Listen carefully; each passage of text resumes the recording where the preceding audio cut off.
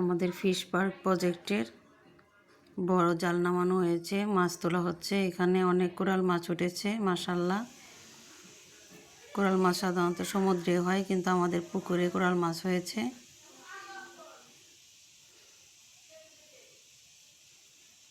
কিছু বিক্রি করে দিবে, আর কিছু আমরা খাবো। এখানে অনেকগুলি মাছ তোলা হচ্ছে, এগুলো ছোট ছোট আছে, এগুলা আবার ছেড়ে দিবে, কিছু বড়গুলা রেখে দিবে।